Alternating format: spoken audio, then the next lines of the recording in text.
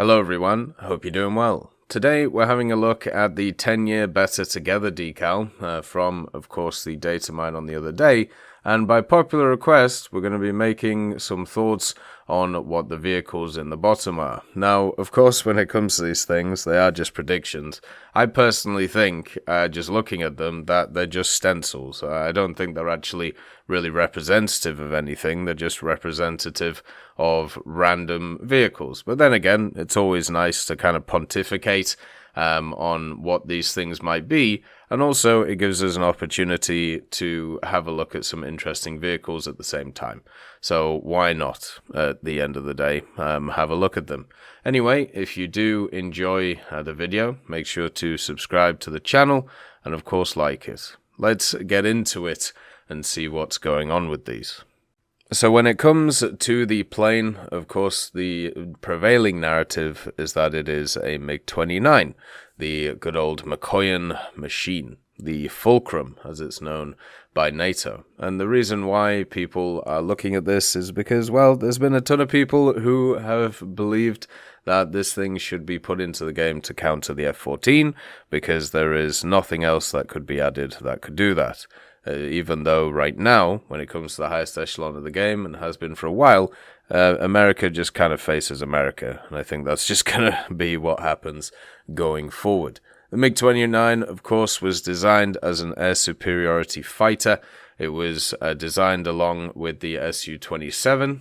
The Su-27 is another vehicle that people think this may be. And, of course, it's a 1980s aircraft. Came out after the F-14 by quite a long way, actually. But the vehicle itself has a lot of really cool aspects to it. It has one of the standard 30mm that you'll find from a lot of Soviet aircraft around the time. It's also still used today, by the way, just as a little bit one of those tidbits. And if you think about any type of AAM that the Soviets used around the time, of course the MiG-29 is designed to take it. Then it also has some Klimov engines, the good old afterburning ones. It has a maximum speed of 2.3 Mach, so it's definitely not slow either, and also is decent at maneuvering as well. Overall, if it was put into the game, it would definitely be a step above what we have right now. But the reason why people are thinking that it could be added is, of course, the fact that the F-14 was a step up. But the thing that is not being thought about is the fact that there was a movie that came out at the same time as the F-14, which was a great marketing gimmick. Maybe if there's a MiG-29 movie at some point, it will come out as well. The fact is, this thing probably is used off a stencil of the MiG-29. There's a lot of Russian aircraft that look very similar when it comes to their general outline, so we'll have to see how that generally goes. The MiG-29 will eventually come to the game. It's just one of those things that will happen. The question is when, not if. Looking at the helicopter, it seems like the closest thing to it is the Super Hind. Now, the Super Hind Mark 1 is probably what it's closest to. In this video, we're going to have a look and talk about the Mark 3 and 4. They're very similar in general use. But basically, what the Super Hind was a upgrade package made by ATE of South Africa to modernize the Hind. Pretty much as simple as that. The main changes were that they added a turreted 20mm cannon to the front of it, and also redesigned the wingtips on it. So the hardpoints would be much more, I suppose, symmetrical, or much more in line with each other. They also developed the Mark IV Super Hind, which had further improved avionics, weapon options, and also additional packages, including air filters for the vehicle, which is quite nice. And then if you have a look at the Mark V, it's a completely redesigned cockpit and canopies. They tried a bunch of different variants when it came to this vehicle.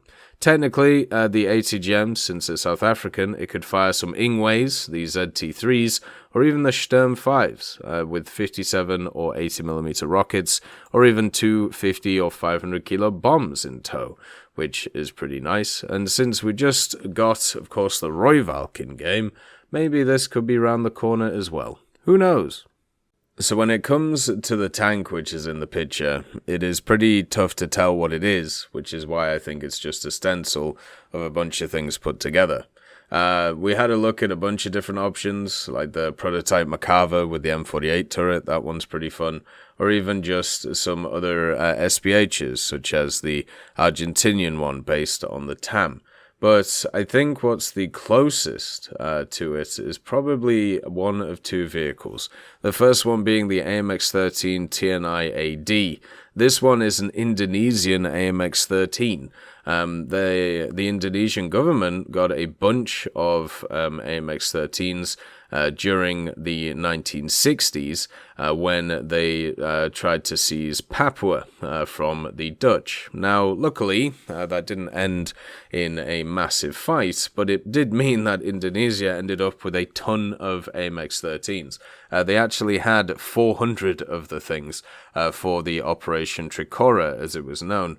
And nowadays, when it comes to it, they still have a ton of operational variants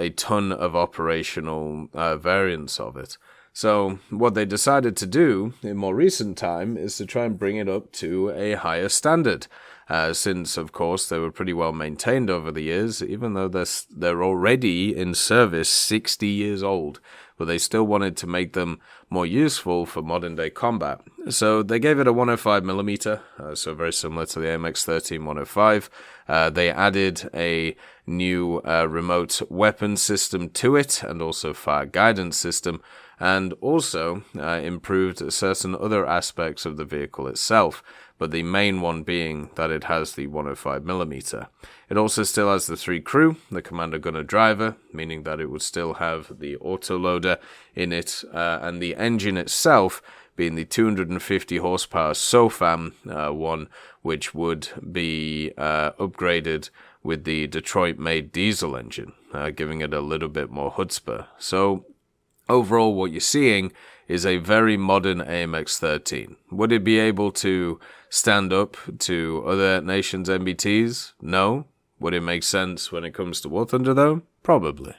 The other vehicle that it also looks like is the TULPAR light tank. Now, the TULPAR is actually made by Atoka, and to me, it looks incredibly similar to a CV90, but I'm sure that there are general differences between them. It's a Turkish vehicle made by, of course, Otokar Automotive v Savunma Sanayi, which I'm sure I pronounced incorrectly, but it is a very interesting light tank, obviously designed for different conditions compared to standard MBTs. The coolest thing, at least in my opinion about it, is this thing actually has a 105mm Cockerel auto-loaded gun.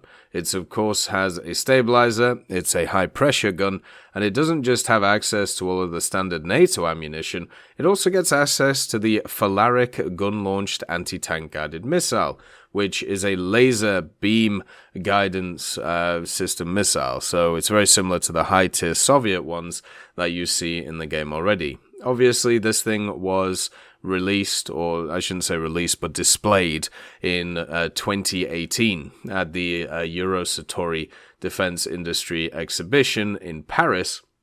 And since then, I'm sure there have been some further developments on it. It is a pretty standard light tank, though. It has some pretty interesting self-protection features, and the other thing is it has an option of preheating, which I think is pretty cool.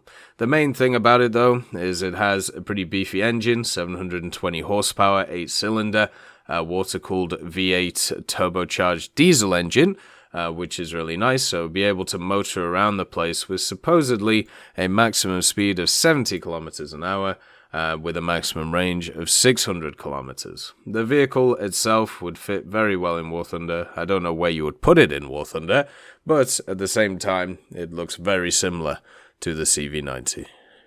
So the ship is the hardest one because it just straight up looks like a barge, but my guess, or at least the one which is the closest, which is, it definitely isn't, but it's at least close enough, and a cool vehicle as well, is the Steregushchiy class corvette, which was used by the Russians and also used by the Algerians, funnily enough. This thing is a early 2000s corvette and also class of corvettes, which is incredibly modern. They haven't completed a ton of them though. There's a bunch of them still planned, so they haven't finished them, but it has an interesting armament at least. It has one 100mm gun, it has a CIWS as well, some KH-35s on it, and also some torpedoes even, which is quite cool. And also 14.5s, so it just has a little bit of everything all over the place. It can also carry a K-27, which is super fun, and also a UAV launch pad, which is pretty fun as well. So it's one of those which I'm sure will eventually make it into War Thunder, but do I think the ship is this one? No, I don't, but it still looks cool, and basically this video is just pontificating, so why not just chuck in random stuff as you go. As always though, I hope you have a wonderful day, and I'll see you next time. I'd like to thank Forge, Siegebreak, Carrion Crow, Nicholas Richardson, Elove Goat, Pyman, Winter Scientist, Merciless Reaper, Orange Tail, Teddy, Daniel Stanton, Moxie, B. Young, and also Sem Arslan, Wilkski, Uncle Bean, Derek R., Bareen, Lafouche, and Samuel Slick for supporting the channel.